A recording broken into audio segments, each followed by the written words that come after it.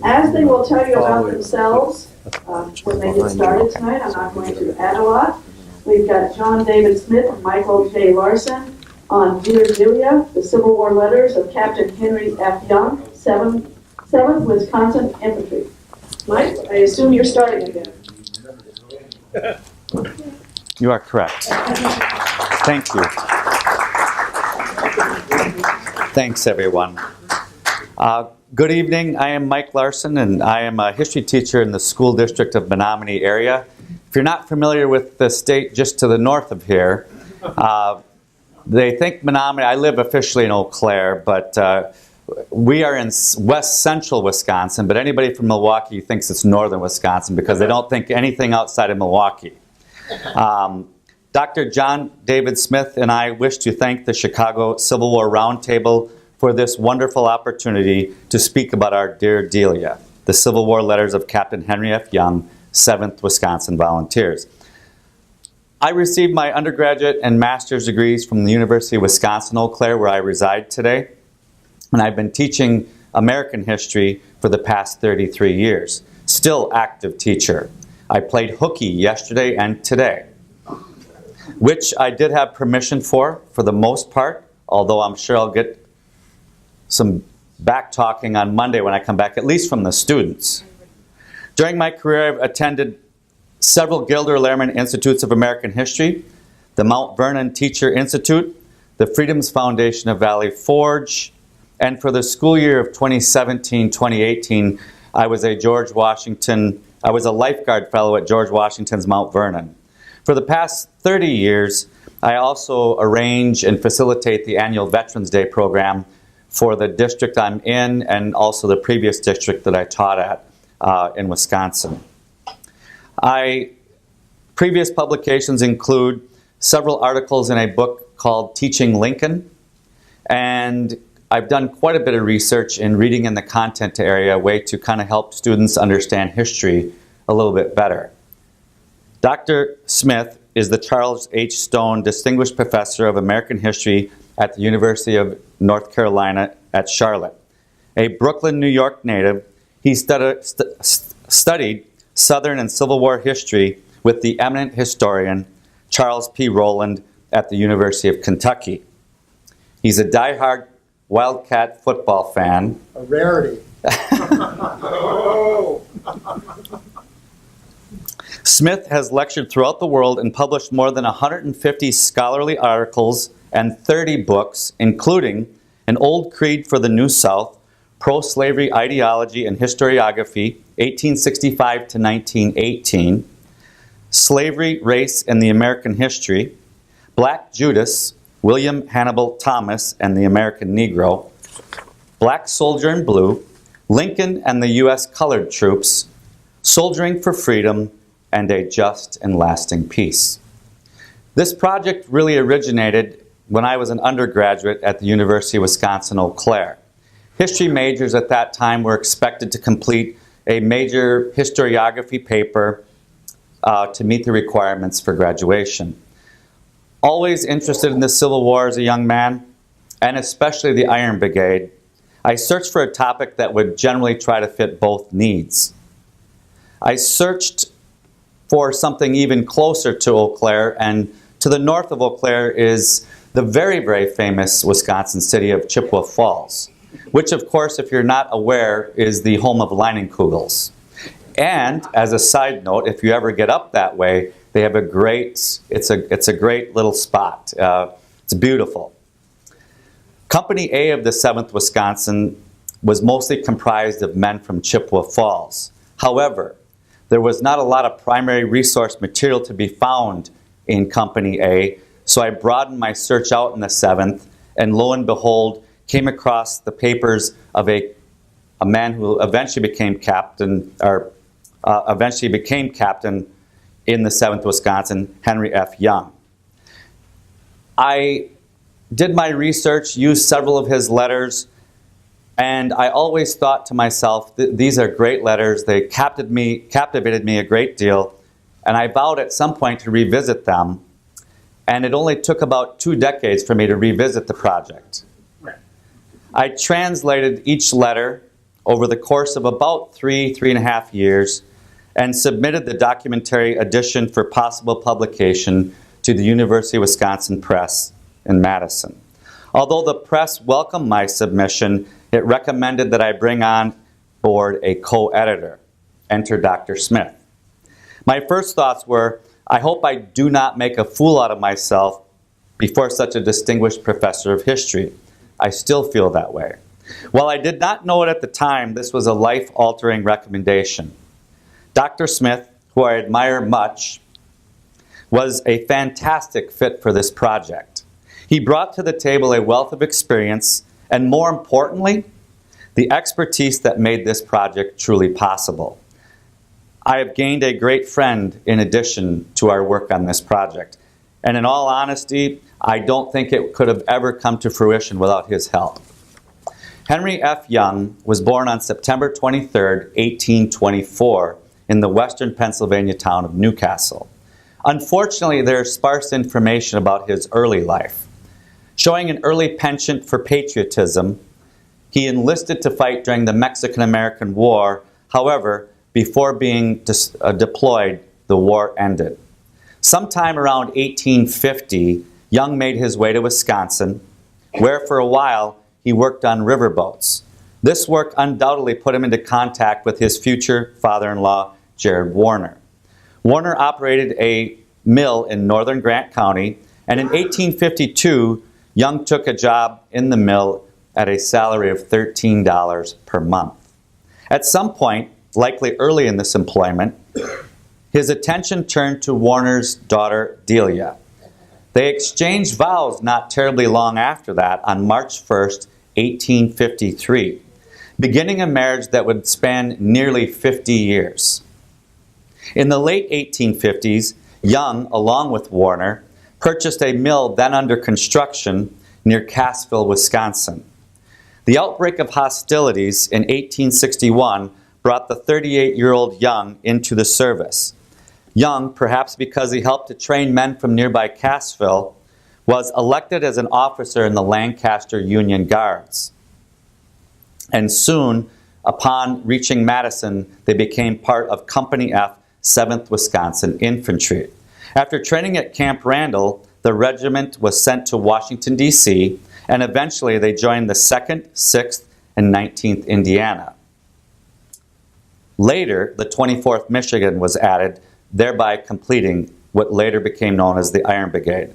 In early 1862, Young served on detached service with McDowell's Construction Corps. He rejoined the regiment just after the Second Battle of Bull Run and participated in the battles of Antietam, Fredericksburg, Chancellorsville, Gettysburg, Bristow, Mine Run, the Wilderness, the assault at Petersburg, the Crater, and Weldon Railroad. Captain Young, on hearing of the death of his daughter Laura, sought his release from the service after faithfully serving over 3 years. When he returned home, Young resumed his superintendence of the mill. In 1878, perhaps tiring of the mill or the desire for Delia to be closer to family, they moved to Jared's farm just north of Patch Grove in northern Grant County. A debilitating stroke in 1894 left Captain Young an invalid, and by 1900, probably in an effort to make him more comfortable, they moved to the nearby village of Bloomington. On February 5th, 1902, at the age of 77, Captain Young heard the tattoo beat one more time. Delia lived for another 22 years, dying in 1924. His surviving children, May and Harry, lived until 1941 and 1944 respectively. Of Young's children, only Harry married, and the only child he had died just before the turn of the 20th century, unfortunately ending the direct line to Henry Falls Young.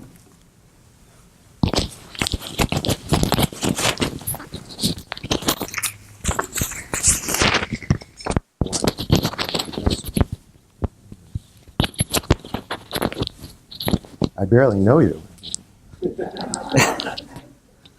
In front of all these people, no less. Okay. That's right. Literally and figuratively.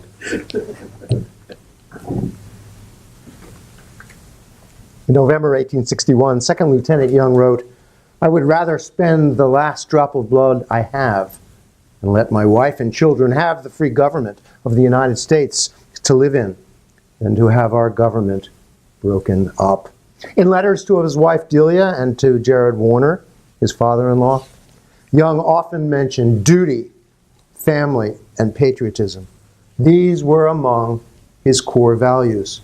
He was more than willing to sacrifice his life, if necessary, to suppress the Confederate rebellion 900 miles away. Young's letters make clear why and how he fought to keep the Union intact. They emphasize his emerging sense of community pride, duty, loyalty, nationalism, and intense patriotism. Serving in the military also signified a citizen's right and a citizen's responsibility. Beyond these qualities, the correspondence in our book documents the soldier's life, his connections with home and comrades, the meanings of courage, and the brutal realities of war, what Walt Whitman termed the black infernal background of countless minor scenes of the Secession War. Young's insights, often poignant and powerful, enabled readers to witness the Civil War as he did. Few topics avoided Young's careful eye. Bluntly honest with his emotions and opinions, he left little doubt as to where he stood on the questions of the day. His correspondence, candid, contemplative, thorough, and occasionally humorous, provide a clear window into everyday events, as well as into war and society and politics. Young's letters reveal the perspective of an officer from America's Western heartland. The ideas and thoughts of Midwesterners, then also known as Westerners, provide a regional perspective, usually underrepresented in Civil War era documentary editing projects and collections that focus on the northern states. No doubt, Midwestern recruits shared many characteristics with soldiers who came from the northeastern and the borderland. Their regiments, and even more so, the companies in which they served, were what one historian has termed extensions of their community that sent them to war. As such, they were closely watched and closely worried over. Soldiers like Young believed that they represented their community's interests and their values, always conscious of their connections and their obligations to those at home, especially in their moral conduct and their physical courage. To a certain degree, then, the Civil War soldier was away from home without ever being truly away. Westerners tended to come from local communities comprised of a mixed population of Northerners and Southerners in a way that people from the states of the Northeast, up north as they say, and South could not claim. For them, the Civil War and their military service in suppressing the slaveholders' rebellion took on special meaning, becoming, according to two historians, the central event of Midwestern history, but also a nationalizing experience as they became part of the nation in action and came to know men from other regions and backgrounds. Young's correspondence in our book covers many topics during the first 3 years of the Civil War, including innumerable details of his business affairs on the home front and information about wartime inflation. From newspapers, Young retained a firm grasp of Wisconsin and national politics. In his letters, he often remarked on reports of graft and corruption, and he offered pointed opinions regarding the controversial 1864 presidential election, as you know, between President Abraham Lincoln and the Democratic candidate George B. McClellan. Young agreed with Mr. Lincoln that in this contest it was, in Young's terms, not best to swap horses while crossing the river. Dear Delia further contains gossip and information about other enlistees from Young's rural Wisconsin community who served in his unit, as you know now, Company F. Above all, Young's communications highlight his unflagging patriotism, his fierce determination to preserve the Union, the dear Union, at all cost. Significantly, Young's letters also illumine how the men in Company F retained their community ties. In his opinion, their conduct in the field reflected its community values back home. In his correspondence, Young described how his compatriots trusted each other based on long-standing shared ideals and experiences, especially pertaining to such mid-19th century values that ring true or perhaps not so true to us today as bravery, courage, personal and family honor, idealism, manliness, and pride. Like many of his time and place, Young sought to be what he considered a stalwart man. Young often expressed his antipathy towards men he judged to be dishonorable and unmanly, cowards, war profiteers, slackers, and traitors. He frequently aimed barbs at northern newspaper editors whom he judged had criticized unfairly at a safe distance from the conflagration of war, both the Army's leadership and its hard-scrabble rank. I hope that's not symbolic of anything. My students think I read and lecture with passion, but I hope the Union has not succumbed. It's the first. I've been lecturing for over 43 years, and this is the first. So, thanks for inviting us tonight. I didn't have anything to do with that. The Union's still intact. Don't worry. Don't worry. So Young aimed barbs at northern newspaper editors, as I was trying to say, whom he judged before the flag came down unfairly, at a safe distance from the conflagration of war, both the Army's leadership and its rank and file. Young's devotion to family in place, his dear wife Delia, and his young children at home, these ideas run through his letters home, capturing the heartfelt concerns of a young husband and father separated from his loved ones by the war. Repeatedly, Young expressed his loneliness and his desire to return home, and he offered advice for his wife, his dear wife back home, in raising their children. Having done so, Young nonetheless repeatedly underscored his commitment to his role, first as an officer, and his determination to stay the course in this war until the Union Army proved victorious in restoring the Union. In his letters, Young also frequently addressed his concern for providing for his family and honoring his financial obligations to his father-in-law, Jared, and other business associates back home. He had a strong sense of fiscal responsibility, even when he was an officer far away from home. Readers will find Young as conscientious in meeting his familial and financial obligations as he was in serving the Union Army, even after experiencing 3 years of war weariness and indeed personal sacrifice. And in all, Young showed that wartime service made him, like many soldiers, more aware of his obligations as a man, to be steady, strong, principled, and caring. Having to explain the war, the internecine war, to dear Delia and others, as well as explaining the reality of war to himself, forced Young to ponder, to reflect on his place in a bigger world than the one he left back in Wisconsin. Like soldiers in all wars and across all time, Young held thoughts of home, family, and friends most dear. In his letters to his wife, he addressed the most minute details of life, instructing Delia which crops to plant, how to manage their finances in his absence, how to raise their children, and how she could claim his back pay and pension should he die in combat.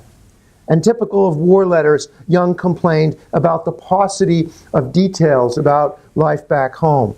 He complained about his rations. He yearned for what he termed Wisconsin vegetables, about the infrequent visits from the regimental paymaster, about his family's finances and property, and predictably, like all soldiers everywhere, about the weather.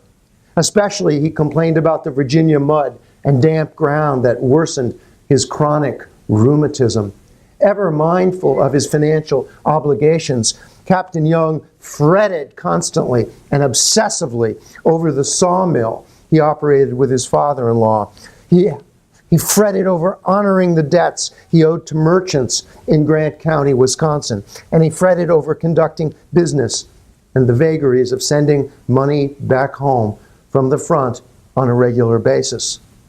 Young also possessed a dry as dust sense of humor, and he was unafraid of poking fun of himself or reprimanding others, including Jared, his father-in-law, if the situation warranted it.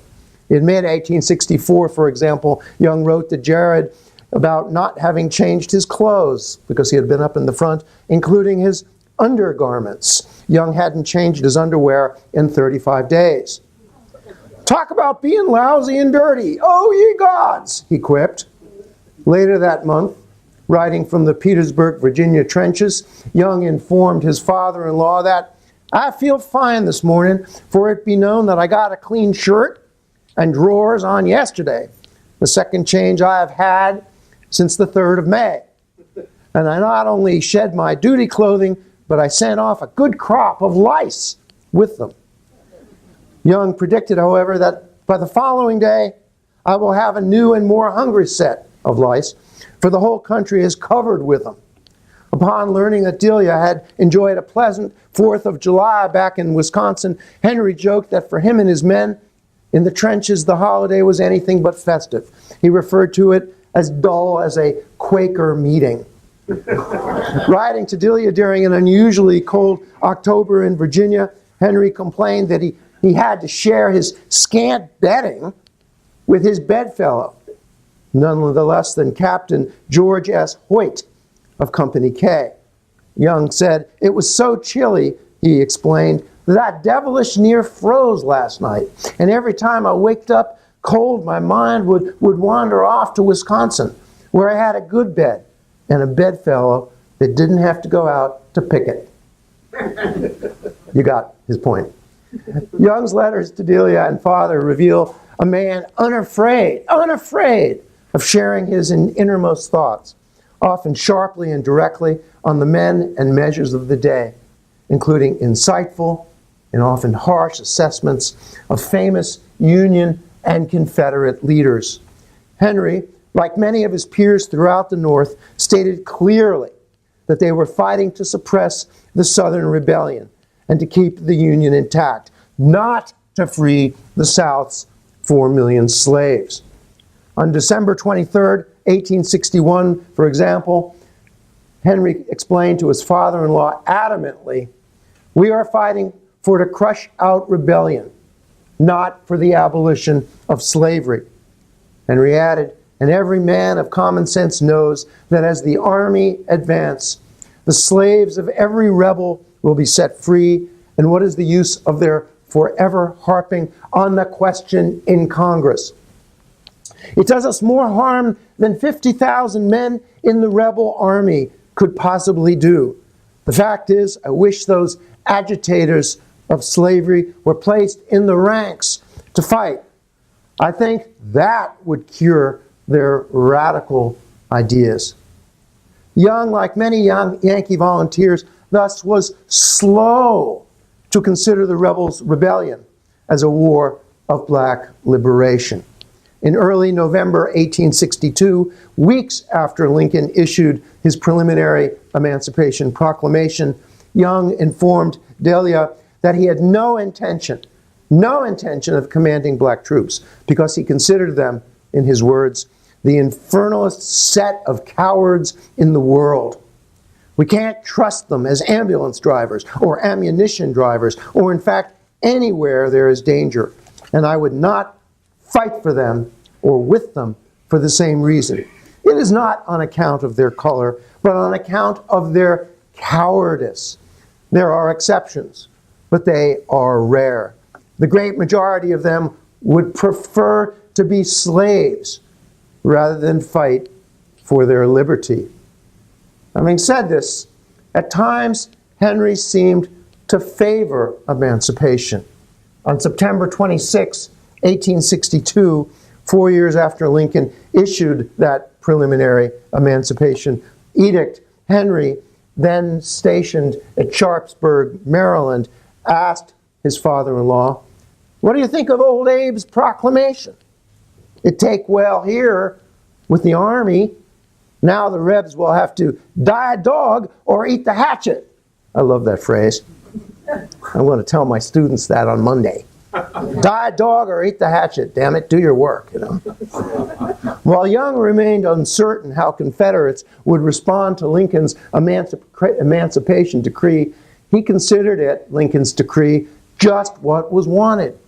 Young insisted that the rebels don't lay down their arms, as we will have to annihilate them, niggers, cotton, and all.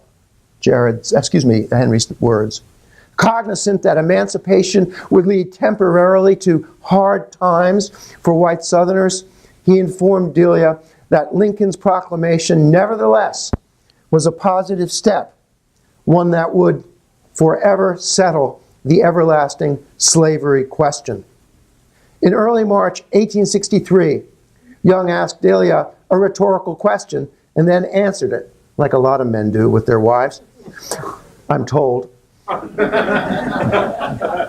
you know who, my beloved wife, the lawyer. What do I think of the nigger? He asked. Now I say arm and equip them, giving them the same pay and all the rights and privileges of white soldiers with the same rewards for merit.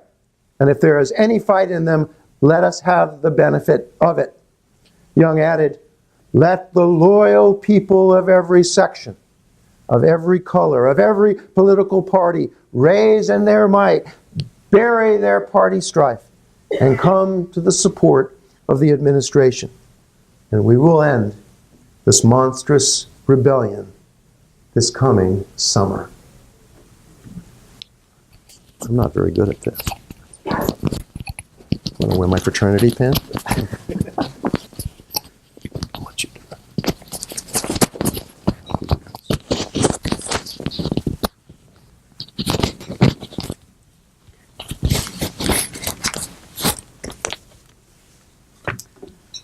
For the most part, Young remained healthy throughout the war, which was not the case with many of the men in the ranks, with several exceptions. In September of 1863, his condition was bad enough that he sought help from the regimental surgeon. While he went to great lengths to ensure a speedy recovery, he was doubtful that the remedy and the prevailing medical doctrine of the day would help cure him. On September 21st, 1863, he stated to Delia that, "In this there's one thing certain. I won't take the medicine the surgeons have here and then lay out on the damp ground. I applied for medicine some days ago, and they gave me 20 grains of blue mass." For Young, the key to getting healthy was eating right, staying dry, and in his case, not taking the blue mass that was prescribed by the physician of the regiment. He did well not to do that, as blue mass is a concoction that contained mercury, among other debilitating drugs, to help cure an all too common camp malady, diarrhea.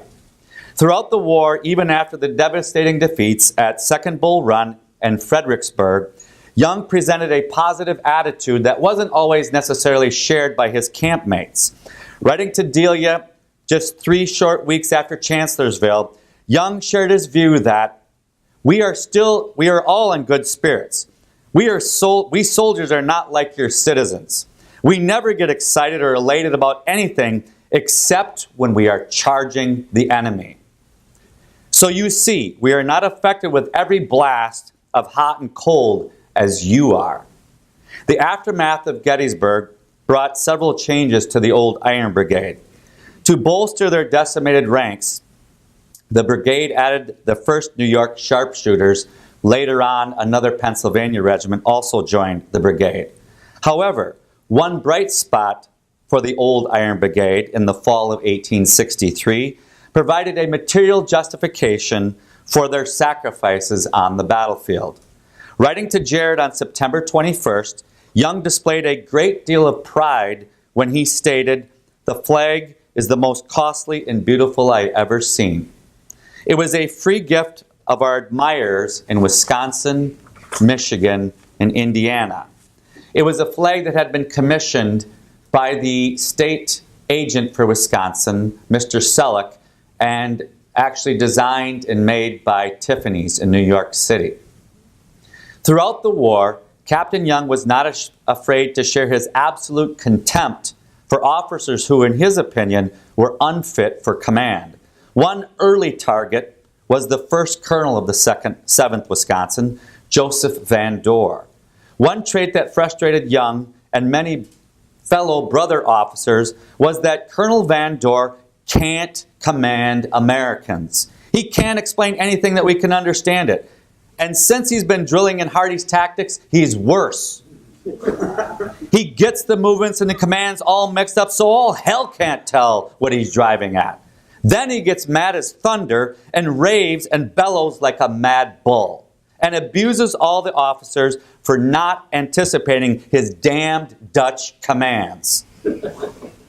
When word reached the men that Van Dorn was leaving, Young could scarcely hide his delight and was among many men who were ready to celebrate.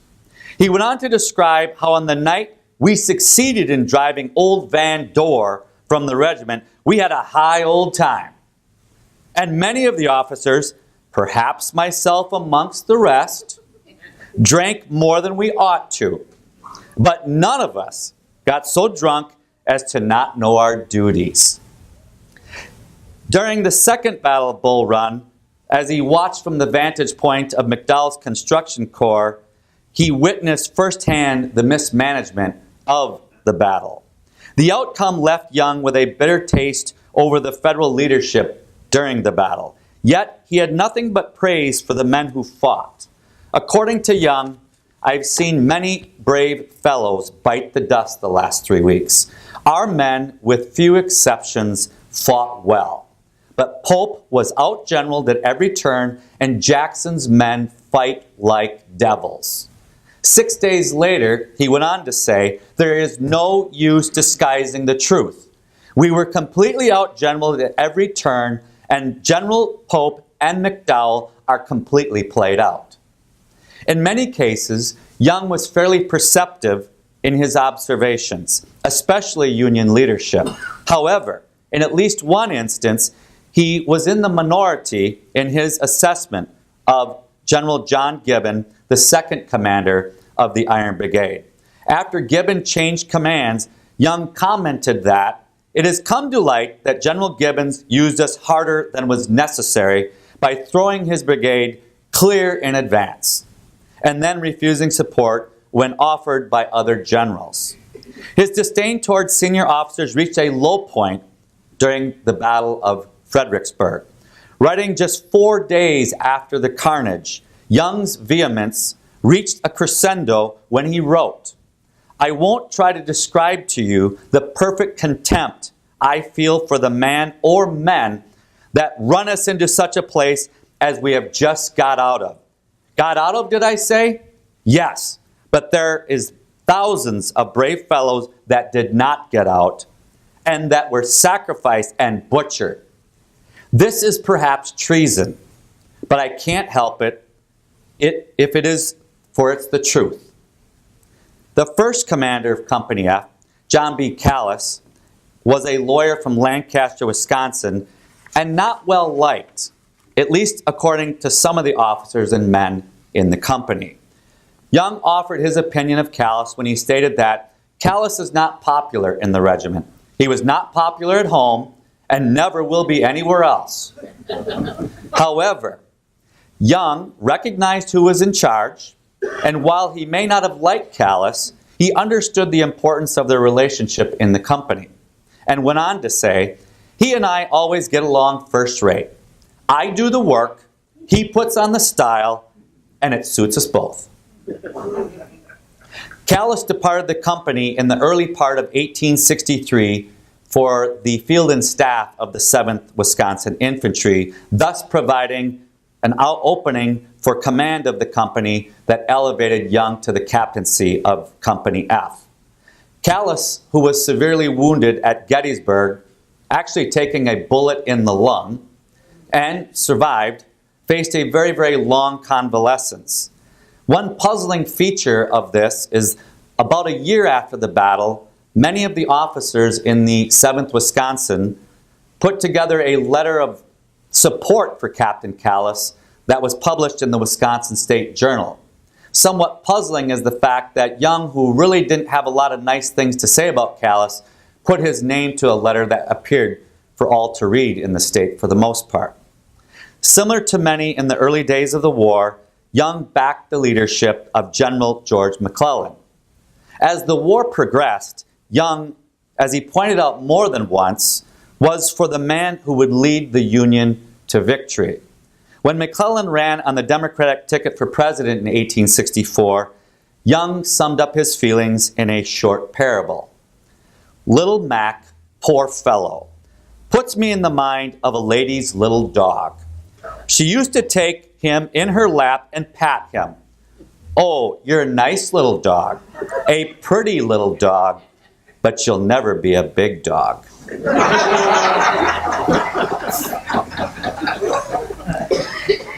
Any lingering doubt of who the soldiers would support for the 1864 presidential election was quickly resolved when it became apparent to the men in Company F that the Confederate soldiers had cheered the nomination of McClellan, and paved the way for Young to write, "I heard a soldier say that was out on the line swear that he yet believed Mac to be a true and loyal man,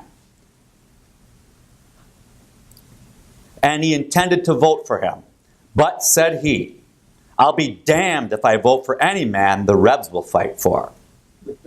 Any romantic illusions of warfare vanished when Young witnessed his first casualties after the Battle of Cedar Mountain. The shock of death on the battlefield was evident when he stated in an August 15, 1862 letter, "You can never know the horrors of the battlefield. The excitement of the battle wears off after it is over. And when it comes to going out and burying the dead by the hundreds, after they have lain in the sun for 3 or 4 days." Writing to his father-in-law after Fredericksburg, Young expressed the view that if they thought to scare us or make us run, they missed it. "For we formed our lines of battle in the ditches where we could lie down in no very comfortable condition, I admit. But when a man has to choose between laying in a ditch half full of water or getting his head blown off, he will generally lay contented in the mud." According to a historian, the soldiers over the course of the war went through a transformation, a hardening to the death and violence. This hardening was clearly evident later when Young wrote, "I got off with a mere scratch on the sole of my right foot.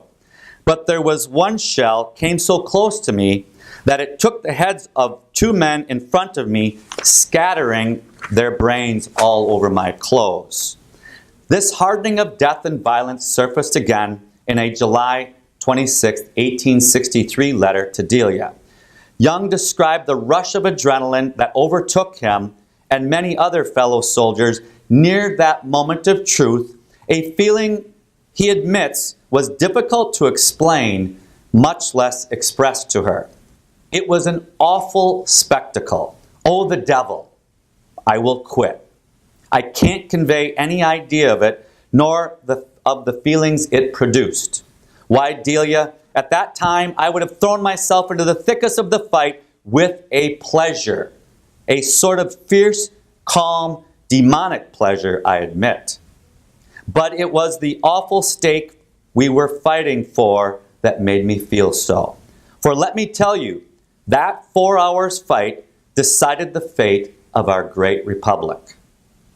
During a brief lull in the Overland campaign, Young went on to write, "I am alive yet, and as the saying is, worth 2 or 3 dead men." Similar to soldiers in all wars, there was the nagging question of death. Throughout his correspondence, it was evident that Delia had serious doubts that he would return alive. And worse yet, what she would do in his absence. His straightforward response might have left Delia scratching her head with a seemingly callous attitude. Shortly after Second Bull Run, he wrote, "You ask what you should do if I should be killed. It is a hard question, but I have seen so many men killed and die the last few weeks that I will give you the best advice I can. If I should be killed in battle or die in the service, you, as the wife of a first lieutenant, will draw from the government $17 per month for 5 years, which is $204 per year." A few weeks later, after Antietam, he advised Delia that it did not help to worry about his fate. He assured her, "Take things cool. Don't fret yourself to death, for it will do you no good. For we are all creatures of circumstance over which we have no control. And your fretting about my getting killed won't help the matter." Captain Young was a dutiful husband, father, business partner, and company commander. Few words better capture the sentiments some of the men felt for their captain than his former charge, Lorne G. Parsons of Company F. He fervently wished to rekindle those nostalgic moments now fading away with time after the war. Parsons, without any hint of embarrassment, told his former commander his true sentiments when he closed the letter, "With much love for my honored captain, I remain as ever yours to command."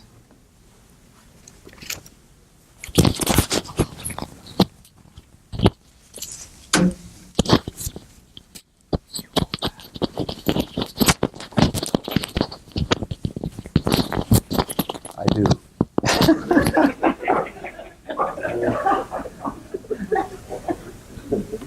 We don't need to know that.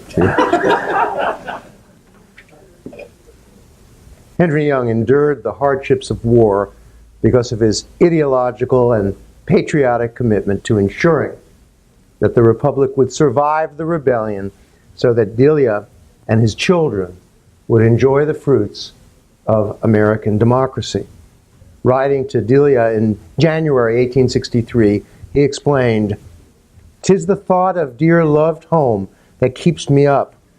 Was it not for the loved ones there and the pictures of them that I continually build in my imagination, little would I care what became of me."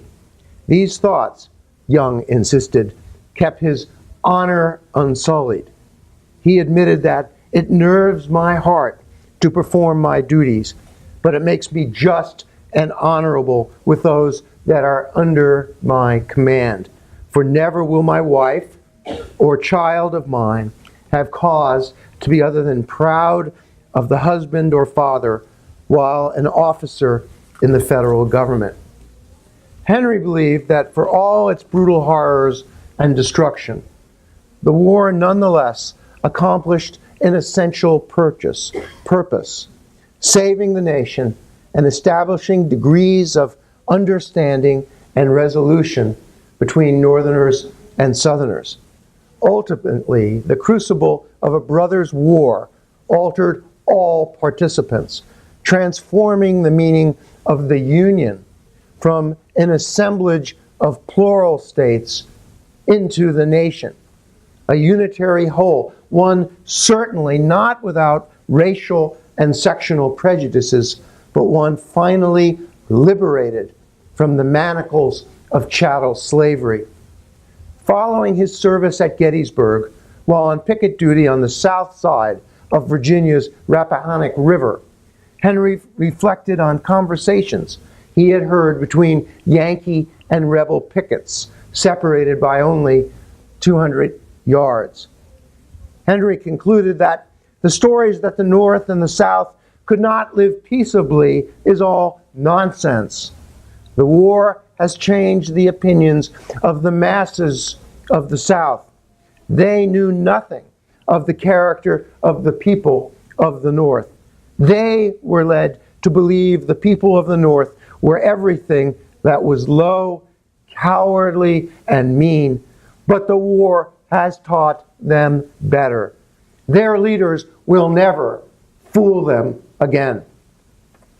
Not only did the Civil War redefine sectional boundaries and identities, it restored the Union. It emancipated and then militarized African Americans. And it reconstituted the government on a more democratic basis, the fruits of which we enjoy today. In December 1864, Henry Young thus looked forward to returning to dear Wisconsin. He eagerly sought to reunite with his family, to celebrate what he assumed would be a long overdue Union victory, and to find his way in the reunited Union, a new nation, quite literally the United States of America. Thank you.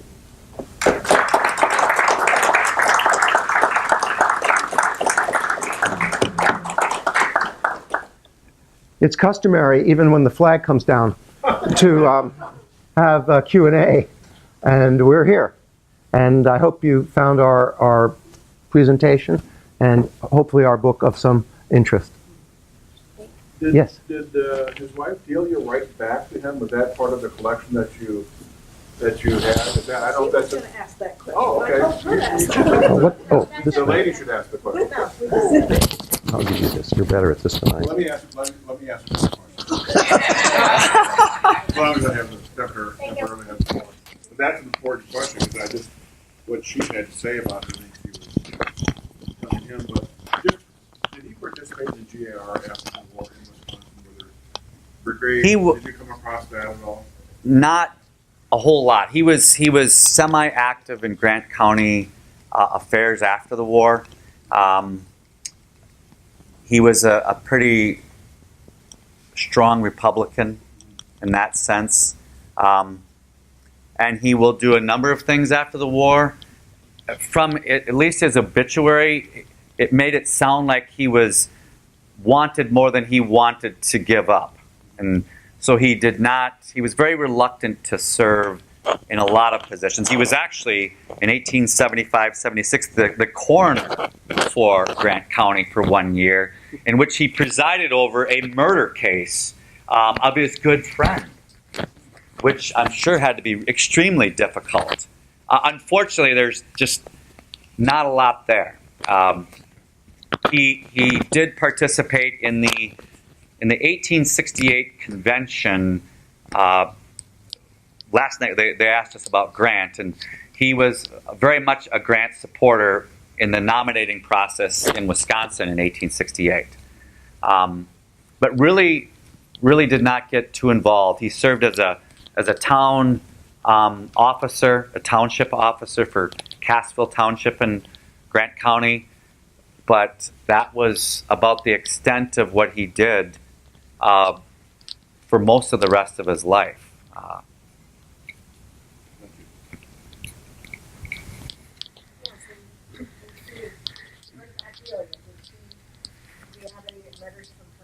Oh, we wish. We talked a lot about that actually on our way back from Milwaukee, and I liken it to perhaps what even happened with maybe Jefferson's letters on a different scale, obviously, or even George Washington. Martha got rid of all their correspondence between George and Martha, with the exception of just a couple of letters, probably that just escaped her attention, one that got caught in a bureau drawer, we believe. But there, to date, no letters have surfaced that she wrote to him. She wrote a lot. He scolds her, as you'll see in the letters. He'll scold her on numerous occasions for not writing often enough. But it's very, very clear that she writes quite a bit. She was a very educated woman in the sense that at the time, she attended Knox College here in Illinois, in Galesburg, I believe. And she received, ironically, an education which would have reversed itself over time. She received more of a classical education, whereas the boys got a different education. Excuse me, Mike. She subscribed to magazines, women's magazines, very literary kinds of things. And in many ways, she was much more literate and much more of a classical education than her husband. And we should be able to even, the letters that were written to him, where would he be able to, keep all of that type of thing during that only? Well, in Virginia, at any given time during the war, it's not a good situation. It's hot, humid. If you've ever been that part of the country in the summer especially, it's a mess. And I would like to believe he saved the letters and did the best he could to preserve them. But at some point, the letters that she wrote literally vanished. But how would they be able to keep all of that without having any storage? Well, they generally had a foot locker, and he would have probably kept them in there. And my theory is that the letters probably did make it home. And my other theory is she probably burned them at some point, or got rid of them, or I can't prove it. Soldiers, He got angry one day when he made it. before soldiers went into combat, the officers, their personal effects were brought to the back and they were maintained. And the officers had the foot lockers and they had more changes in clothes. So as you heard me say, and the undergarments needed a little bit of work. So, I mean, he could have kept the letters there. But clearly, if you'll read the letters in the book, he's responding. He's responding to them. And the thing that really impressed me the most, in terms of those of you who are interested in gender, in terms of the repartee that he expected her to do things on the home front about the mill and about the crops. And it adds to our growing understanding of the gender, I won't say parity, but our new insights that historians have about gender during the Civil War. Women were just not sitting there saying, oh my God. They were very busy on the home front. Very, very, very busy. And he suffered. He was really preoccupied, as I mentioned, in sending money back. He sent a lot of money back because he owed a lot of money. And his wife had the fiscal responsibility to make those payments. And plus the father-in-law was there all the time to be sure that he got paid. The gentleman back there.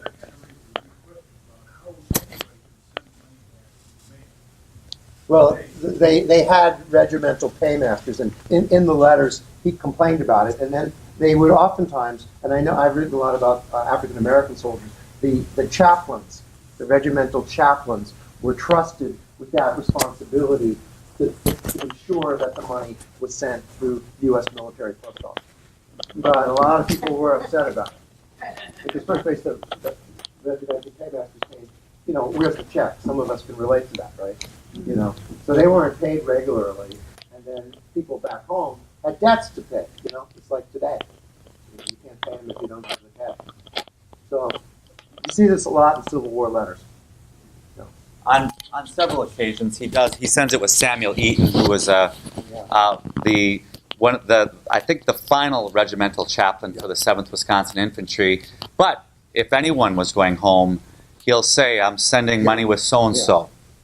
Make sure that he gives it to you. If not, I'll tar him. So, and I think he would have. I think he would have done it had he got his hands on him. So.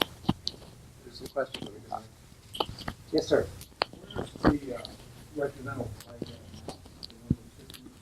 Well, we believe it's New York City, the original.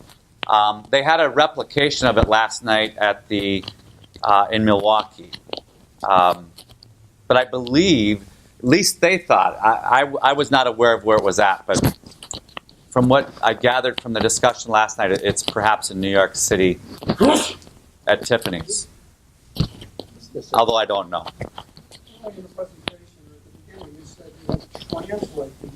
Transcribe. Transcribe. Not, they weren't in a foreign language, although sometimes when you're working on Civil War letters, if any of you remember, and sometimes people use funny symbols because there are things they didn't want to, about personal relations and things. They used funny codes and They're all things. shorthand. Yeah. At the end of the presentation here, you were quoting a letter from 1864. Mhm. I'm wondering how much of that was, before that, if you were editorializing about Young's new understanding of the Southern sensibility of the Northerners. That they finally realized that the left was right and they were wrong or something. It was Paraphrasing. just as Young experienced a metamorphosis, as I hope you figured out from my comments on race, like many white soldiers from the North, who certainly didn't go to war to free slaves. But just as other white soldiers experienced a change towards that, first place, emancipation would be good for everyone, and it was a necessary potion to help lubricate the machinery of the Union. They also came to conclude that the Southerners really weren't so different from them, but of course, what did they do? They blamed their leaders. And we've heard that before, that the rank and file of the enemy really aren't so bad, it's just they've been misled. And of course, this wasn't new. People were, for 30, 40 years, had been pointing fingers north and south about, these people are different, and their leaders are misleading them. But by the end of the war, both sides were very war weary. And this business, and I think it's true. There were times when there were truces across the battlefield, and they would exchange stories and exchange newspapers and exchange cigars. And here was his moment that I quoted: seeing humanity in the enemy in the midst of a war where there's very little humanity. And I thought that was a very poignant comment that he made. I think it's indicative of soldiers by the end of the war. That's not saying when the truce was over with, they wouldn't go kill them.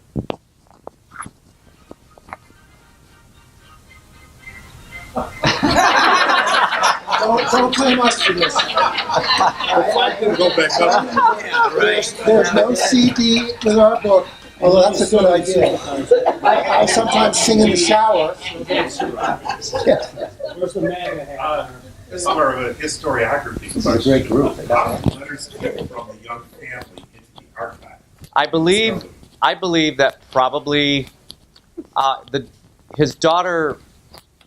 I think it was probably Delia died in 1924, and I believe that his daughter May never married. She moved to Manitowoc, Wisconsin, for a number of years to care for someone who appears in the letters a lot, Eva, who would have been her cousin. And Eva ended up marrying a judge from Manitowoc County, eastern part of Wisconsin. And when Delia got towards the end of her life, May returned home.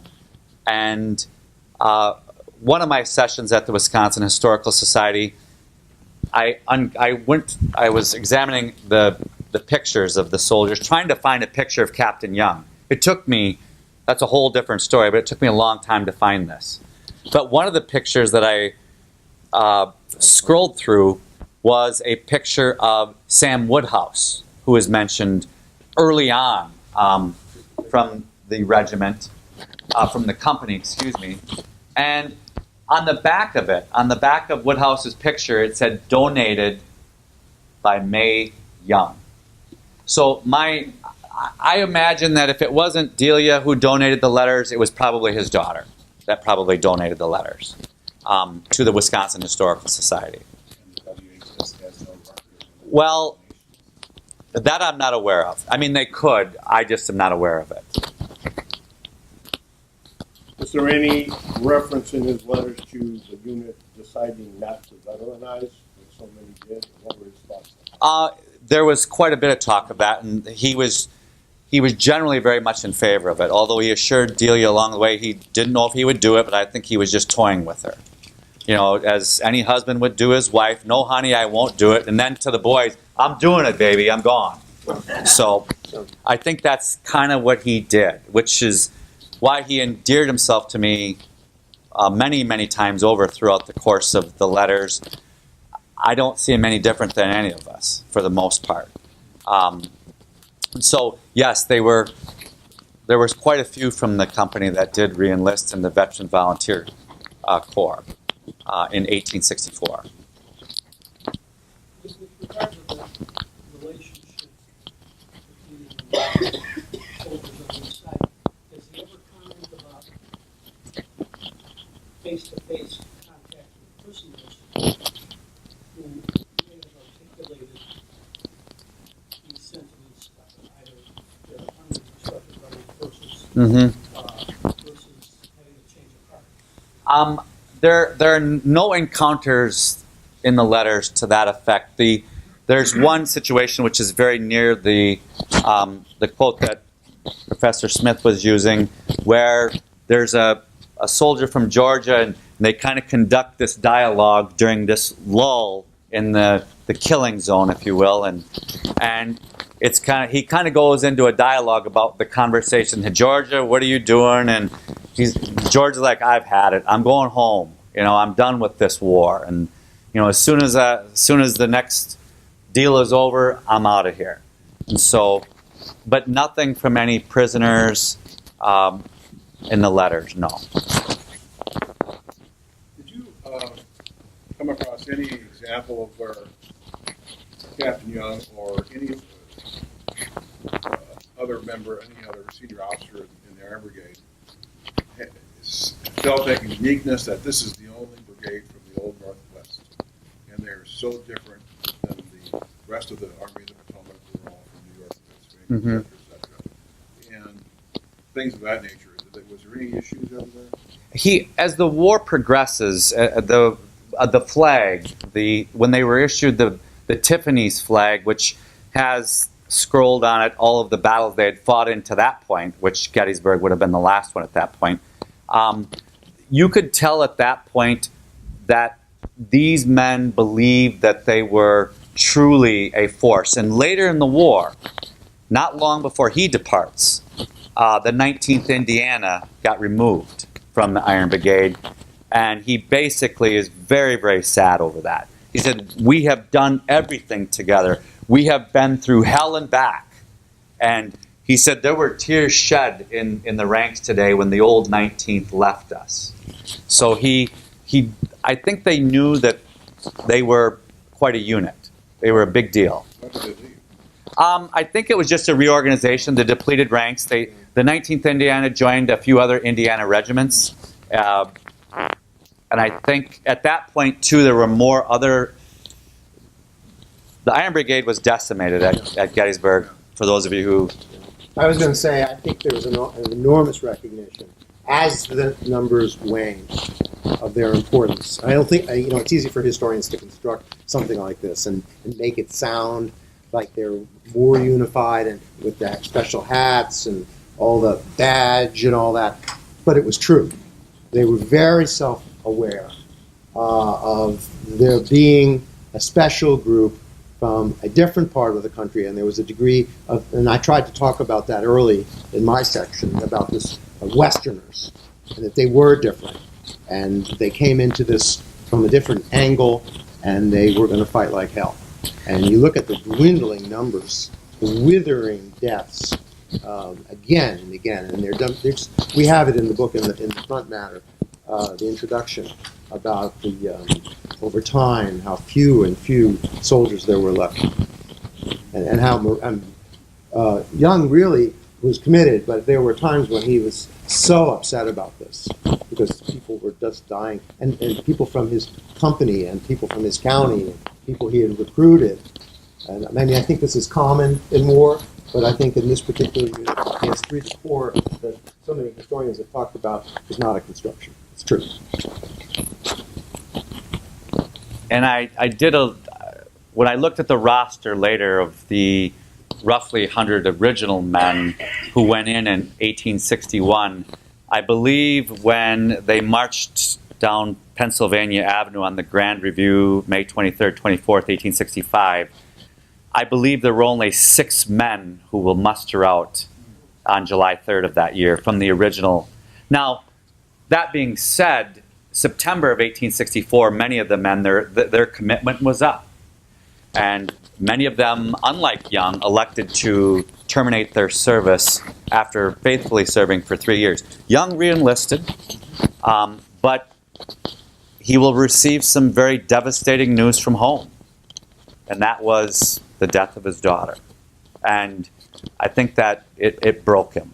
And I can only imagine what was going through his mind for a man who went through all he went through and then could not be at home to help his dear daughter, who was about 6 years of age.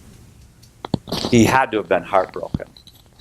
And when he received word of that, he basically went right away to the Colonel Holland Richardson from Chippewa Falls, and he asked for his release. And Richardson very graciously granted it almost immediately. And on the back of his discharge paper, it's to a good officer and a great man. So it was, I'm sure it was very, very hard for him to leave. He really, truly wanted to see the rebellion through the end. But family was still important. And now he was down to May, who at the time would have only been about 3 years old. She was born in 1860, 3.5. And Jared, his oldest son, would have been about 7 or 8. I think he'd had enough. How often did they have vacation in years? He went home twice. Twice? He went home twice on furlough. He went home in April through late May 1863. And you can tell Delia, for lack of a better way of phrasing it, nags him to death about getting his tail home to visit. And he says, I can't get a furlough. Quit nagging me about it. You know, he goes into a very long-winded, almost dissertation about, I have to do this and I have to do that, and just drop it. And then he does go home. And he returns as the regiment is already making its way north for the Gettysburg campaign. So the stress of her being there with her children and they're dying, and the stress of him not being there, they both were feeling intense. I think it, just like probably for every one of the men, women at that time, I'm sure it was very difficult. And he had a mill that he kind of entrusted to one of his neighbors, and the neighbor, in his opinion, did not do a very good job of it. And towards the end of the war, he's almost beside himself with his neighbor for kind of dropping the ball, would be the best way to describe it. And tells his father-in-law, all right, fine, if you want to sell my half, sell it, because I'm done with it. But he doesn't. He'll return and operate it for about another 13 years. And I might add, when he did come home those 2 times, aside from being with his family, he did recruiting for his unit to get other people to help fill those ranks. This was common when an officer came back, but he just wasn't sitting around the fireplace. He was recruiting for the company and the regiment. Another question? Yes, there's one. What was his handwriting like, and what college His handwriting was generally pretty good. The quality of paper was above average, with a few exceptions. And I've handled all of the original letters several times, and then I made copies of them. The only letter which I always find interesting, at least, and also one of the shortest letters he wrote was July 4th, 1863, which was just after Gettysburg. And that was on a tiny little slip of paper. And he didn't write much. You can only imagine what he was looking at when he wrote that letter. And he recognized it as a great victory for the Republic, but at a terrible cost. We have facsimiles of some of his writings.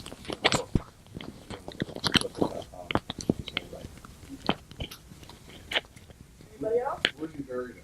He's buried in Nagel Cemetery, which is in northern Grant County. When I really, after my roughly 2-decade hiatus, life gets in the way of a lot of things, doesn't it? My job, my day job, of course. But one of the things I did is I spent a lot of time in Southwest Wisconsin. And I literally tracked down all of the things that he would have done. And ironically, the mill that he and Jared finished building in 1858, I was driving along this old county road, which would have been the old wagon road as well back in the day, between B-Town and Cassville. Because I knew he lived along that, because he mentions that he was trout fishing in Rattlesnake Creek early in the war, when he heard about Fort Sumter, I believe. And I thought, I have to be close. And I see this gravel road, because I know Rattlesnake Creek is right over here, and it's about where because I looked at the 1867 plat, which was one of the only ones available at the time, and I knew it had to be really close where he would have been. There was a farm, and there was a stone structure. And I pulled off the road, and a farmer pulls up next to me and says, "What are you doing here?" I'm like, "Well, you might find this unusual, but I'm kind of doing some work on Captain Henry F. Young." And he says, "That's his mill right over there. We call it Young's Mill." And I'm like, "Well, that was pretty easy."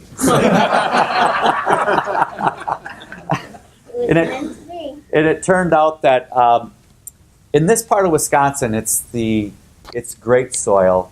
Land does not change hands. It stays in your family.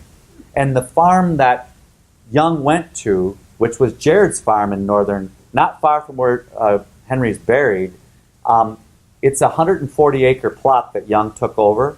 And when Young could no longer run it, his son Harry ran it from roughly the 1880s all the way to 1944.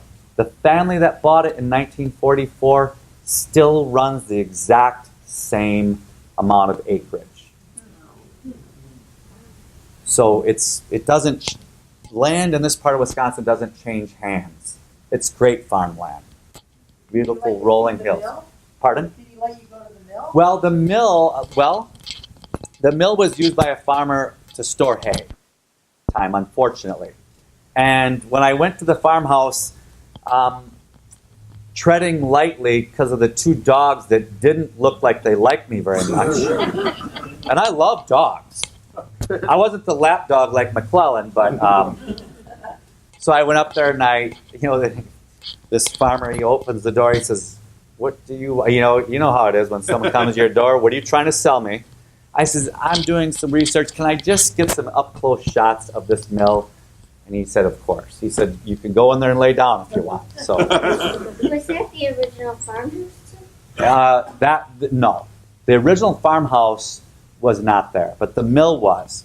Now, unfortunately, a few years after fortunately, I guess, when I took the pictures of the mill at that point, 2007, about 3 years later, due to a heavy snowfall, which we seem to be getting a lot of in Wisconsin, even right now, the roof caved in, unfortunately. And I think the external structure of the building is still intact, but I don't think the farmer's probably ever going to replace the roof, unfortunately. Sadly. Anyone else? Well, thank you very much.